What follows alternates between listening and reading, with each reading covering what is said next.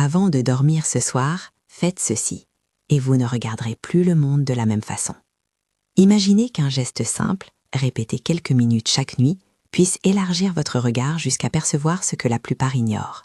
Des présences, des mouvements, des couleurs que le cerveau habituel efface. Ce geste, quand il est fait avec attention, peut aussi ouvrir ce que certaines traditions appellent la glande pinéale, non pas comme une promesse médicale, mais comme une sensation d'éveil intérieur, une intensification de la perception. Si l'idée vous parle, restez avec moi jusqu'au bout. Je vais vous expliquer pourquoi, comment le faire ce soir et comment rester en sécurité pendant l'expérience. Je ne viens pas vous vendre une vérité définitive, je vous parle d'un savoir marginal, d'enseignements transmis hors des circuits officiels, cités dans des textes découverts à Nag Hammadi et dans l'Évangile de Marie. Ces écrits rapportent que Jésus, selon une lecture gnostique, partageait des méthodes pour que certains, choisis, voient au-delà du voile, non pas pour semer la peur, mais pour récupérer le pouvoir perdu par l'ignorance. Aujourd'hui, je prends cette image comme une métaphore vivante. Voir, c'est reprendre le pouvoir sur ce qui jusque-là nous manipule en dehors de notre conscience. Précision importante, ces textes font partie d'une tradition gnostique particulière et demeurent controversés dans les milieux religieux. Ils ne remplacent ni les textes canoniques ni les conseils professionnels. Pour comprendre ce que nous allons pratiquer, il faut d'abord parler d'un mécanisme simple et concret, la façon dont notre vision filtre le monde. La vision centrale, celle que vous utilisez pour lire, fixer un visage, détailler un objet, est faite pour clarifier. Elle met en avant des détails, élimine le bruit et souvent neutralise les informations imprécises, ambiguës ou changeantes. La vision périphérique, en revanche, capte le mouvant, l'indéfini, les variations subtiles. C'est elle qui détecte une ombre qui bouge, un scintillement dans la pénombre, une texture lumineuse que l'œil central ignore. Beaucoup d'expériences qualifiées de visuelles par des mystiques, des rêveurs et des témoins d'états hypnagogiques commencent dans cette périphérie. D'abord une lueur, un frémissement, puis parfois la forme qui s'organise. Certaines écoles spirituelles, dans une lecture symbolique, appellent archontes ces formes d'influence qui exploitent notre incapacité à voir clairement. Elles ne doivent pas être forcément imaginées comme des monstres, pensez-les plutôt comme des configurations de patterns énergétiques ou émotionnels qui se nourrissent de l'inattention, de la peur non observée, du fantasme non nommé. L'idée centrale que je défends ici est simple, l'acte d'observer change la relation. Quand vous regardez consciemment, même avec douceur, ce qui est trouble se solidifie en information. L'émotion qui se nourrissait d'ombre se transforme en donnée et perd beaucoup de sa force nourricière. C'est pourquoi dans les textes gnostiques, la connaissance, la gnosis, est présentée comme libératrice. Voir, c'est retirer du pouvoir. Avant d'entrer dans la pratique, un avertissement essentiel. Cette méthode est une exploration perceptive, expérimentale et subjective. Elle ne remplace aucun suivi médical ni traitement psychologique. Si vous avez des antécédents de troubles psychiques sévères, psychose, épisodes maniaques, épilepsie photosensible, etc., si vous prenez des médicaments psychiatriques ou si vous êtes en situation de fragilité émotionnelle, consultez d'abord un professionnel de santé avant d'essayer. Évitez l'alcool, les drogues et la privation extrême de sommeil. Ne pratiquez pas sous influence. Si à tout moment l'expérience devient angoissante ou dérangeante, arrêtez immédiatement et cherchez un soutien adapté. La prudence est une part du pouvoir. Voici ce que vous pouvez préparer ce soir. Tamisez la pièce jusqu'à obtenir une lumière très douce, chaude, une lampe à intensité faible, un abat-jour ambré ou une veilleuse suffisent. Évitez les écrans au moins 30 à 60 minutes avant la séance. Asseyez-vous ou allongez-vous dans une position confortable où votre tête est soutenue et vos yeux peuvent rester légèrement ouverts sans se fatiguer. Si vous préférez, installez un coussin ferme sous la nuque pour garder une légère inclinaison. L'essentiel est que vous ne soyez pas dans une position qui provoque une somnolence immédiate et incontrôlable. Avant de commencer, prenez 1 minute pour vous ancrer. Respirez lentement, inspirez par le nez pendant 4 secondes, retenez 1 seconde, puis expirez doucement pendant 6 secondes. Laissez la respiration ramener l'attention vers l'intérieur. Pensez à une intention simple, « Je souhaite voir clairement ce qui est là » ou « Je souhaite reconnaître et comprendre ». Cette intention n'est pas une incantation, mais une direction. Elle pose un cadre. Vous êtes observateur volontaire. Maintenant, la technique du regard doux. Ouvrez les yeux, mais ne fixez rien de précis. Le regard doux n'est pas un vide. C'est une attention relâchée qui englobe la totalité du champ visuel sans saisir un point focal. Imaginez une étoffe légère tendue devant vous. Vous ne regardez pas un fil précis, vous sentez la texture entière. Portez ce regard sur une zone faiblement éclairée de la pièce, sur un coin, un mur, la lueur derrière un mobilier. Ne forcez pas. Si vos yeux veulent cligner, laissez-les cligner. Si les paupières deviennent lourdes, vous pouvez garder un demi-regard, comme quand l'attention se promène au bord du sommeil. Maintenez cette attention périphérique pendant 10 minutes. Ne comptez de façon obsessionnelle. Prenez plutôt conscience du temps de façon douce. 3 cycles de respiration lente peuvent servir de repère ou un minuteur discret que vous avez réglé auparavant. Pendant ces 10 minutes, votre esprit va vagabonder. C'est normal. Ramenez l'attention au ressenti visuel sans jugement. Notez ce qui apparaît. Un frisson d'ombre, un point de lumière, un changement de profondeur, une sensation de mouvement comme si un voile ondulait. Beaucoup rapportent des mini-événements visuels, des phosphènes, des halos, des formes fugaces. D'autres ne voient rien du tout la première nuit. Les expériences varient. C'est pourquoi la pratique recommandée est répétée, 10 minutes chaque soir pendant 7 jours. Cette régularité donne au système perceptif le temps de s'ajuster.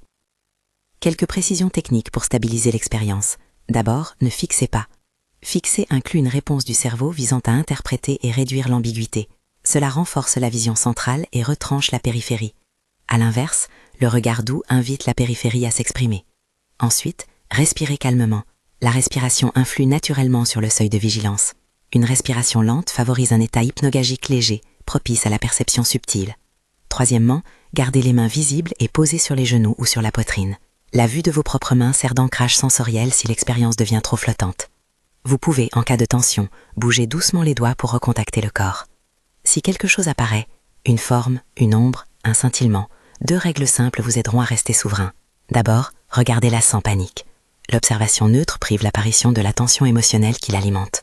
Ensuite, parlez intérieurement ou à voix basse. Dites « je te vois » ou « je reconnais ta forme ». La parole pose une frontière. Beaucoup trouvent utile de nommer l'expérience, ombre, lueur, mouvement. Le nommer transforme la charge émotionnelle en information. Si la forme recule ou s'éloigne, notez-le sans dramatiser. Le simple fait de regarder a souvent suffi à modifier son comportement. Je veux partager un souvenir personnel pour rendre cela tangible, sans en faire une promesse.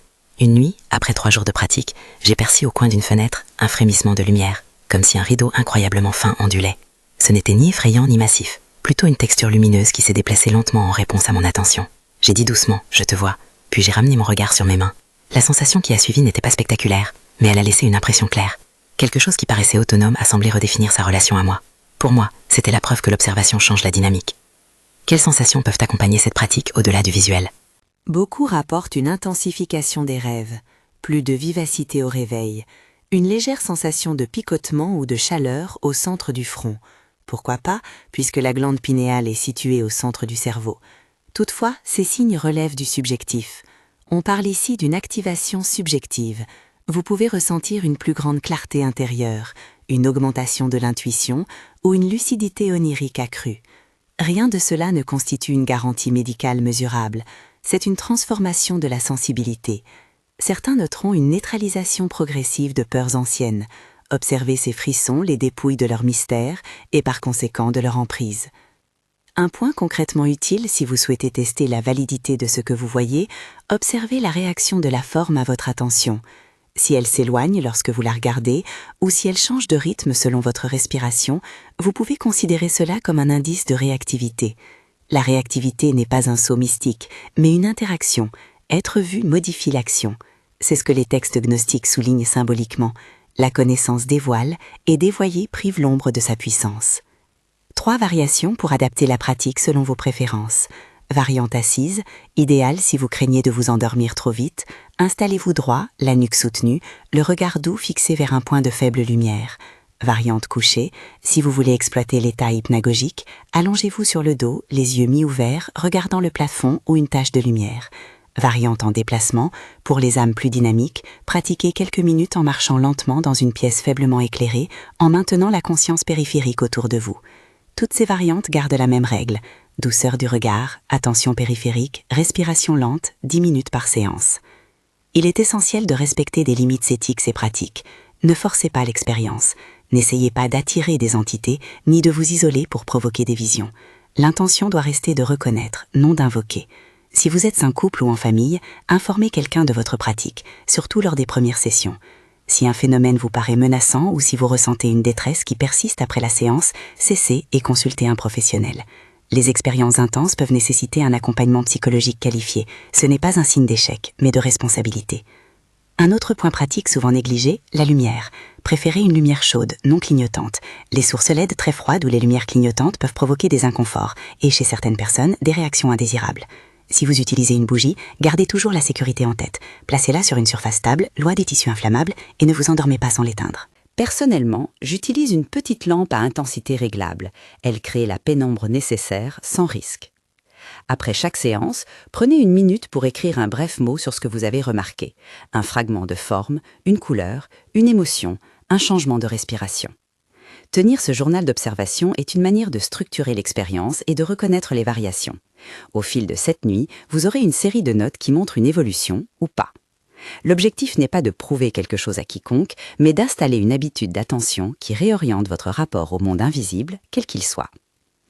Je veux maintenant vous donner un exemple de phrase que vous pouvez utiliser si quelque chose apparaît et que vous souhaitez poser une limite douce. Dites intérieurement ou à voix basse « Je te vois, je comprends, tu n'as pas pouvoir sur moi ».